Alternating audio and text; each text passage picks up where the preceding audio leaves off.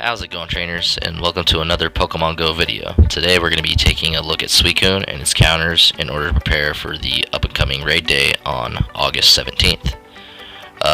First thing to note is that he is just a water type, so his weaknesses are grass and electric. His fast move capabilities are extrasensory or snarl, so psychic and dark. And his charge move capabilities are Ice Beam, which is an ice type move, Water Pulse, Bubble Beam, and Hydro Pump, which are all water type moves. Suicune is going to take at least 3 trainers to beat, generally high level with good counters, but it would be wise to raid with at least 6, honestly, if you're looking to beat it in a timely manner.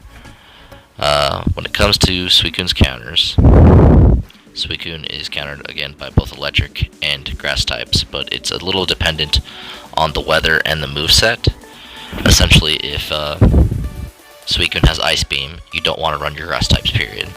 If it's running any of the water movesets, then all of your Pokemon are safe, electric and grass-wise. The other factor is weather, of course. If it's sunny in-game, then you're gonna basically just gonna want to run all your grass types completely. If for whatever reason it's anything but sunny, honestly, then you would either want to run your electrics or a good mix of both.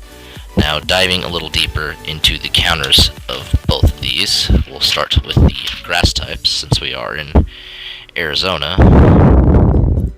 The number 1 grass counter to Suicune is Roserade with Razor Leaf and Grass Knot. It's just a really good Pokemon, and it's going to get the job done. The next best is Sceptile with Bullet Seed and Frenzy Plant.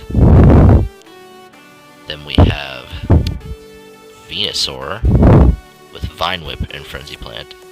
And do note that both of these Frenzy Plant moves on Sceptile and Venusaur are Legacy. So if you do not have Legacy Sceptile, your next best option is Leaf Blade for the charge move. And if you don't have Frenzy Plant on Venusaur, your next best option is going to be, Solar Beam? If you don't have Frenzy Plant Venusaur, I would opt not to use Frenzy Plant Venusaur. After Venusaur, your next best is Breloom, and again, it's going to be another Legacy Mon in this form of Grass Knot, Bullet Seed Grass Knot. Grass Knot was a limited time move not too long ago, but it is Legacy now. After Breloom, you are going to want a Alolan Exeggutor with Bullet Seed and Solar Beam. Then a standard Exeggutor with Bullet Seed and Solar Beam. After that, we're kind of going down a good bit. Leafeon would be your next best at Razor Leaf, Leaf Blade, and then Tangrowth with Vine Whip, Solar Beam. I wouldn't really consider any other grass types, given that Roselia is so common and you could catch it weather boosted at a high level. I think getting a team of Roserades isn't that half bad of an idea. So yeah. Now, if we move on to the electric type counters, my bad, right there. For the electric type counters, the number 1 counter is Raikou, who we should all have access to, with Thundershock and Wild Charge. He's gonna kill it. He's so great. Next up is Electivire. Electivire is another great Pokemon. Thundershock, Wild Charge is the moveset you're gonna want on that one. Next up is a really good Pokemon in Magnezone.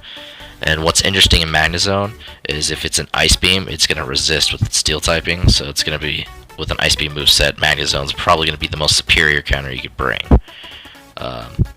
Otherwise, Magnezone is really great, and next up is going to be Zapdos. Now, I have a Charge Beam Thunderbolt Zapdos right here, because that's one of the ones I have powered up. But what you'd want is the Legacy Thundershock Quick Move from the Zapdos Raid Day. That's going to give you such fast energy buildup, and you're going to get to the Thunderbolt so fast, so much faster. Charge Beam Thunderbolt is still a very solid option, because after Zapdos, the next best electric types kind of take a step down. The next best is actually Luxray, with Spark and Wild Charge as well. If you want to get it to that high of level, for Luxray to be viable, I believe it's in the high 30s. You'd have to come close to maxing it. Next best would be Mewtwo with Psycho Cut and Thunderbolt, the jack of all trades kind of Pokemon. He'll definitely get the job done if you want to give him Thunderbolt. Next after that would be an old school Pokemon in Jolteon. Jolteon would be running Thundershock and Thunderbolt. And Jolteon is pretty glassy. It'll do damage real quick. Excuse that noise as my cats go nuts in the room I'm in. And last and finally, after Jolteon, finally get a use for it, we get to use Deoxys with Charge Beam and Thunderbolt. Deoxys is pretty solid. It takes a while.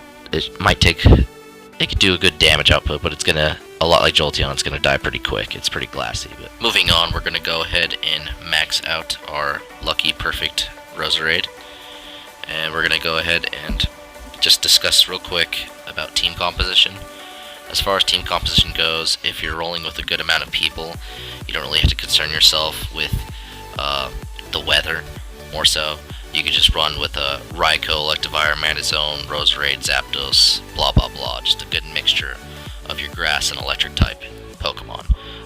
If you're really concerned about the weather and you're trying to do it with the least amount of trainers possible, and I don't know, do some fun challenges, in Sunny you're just going to want all grass types, preferably all Roserades yet again.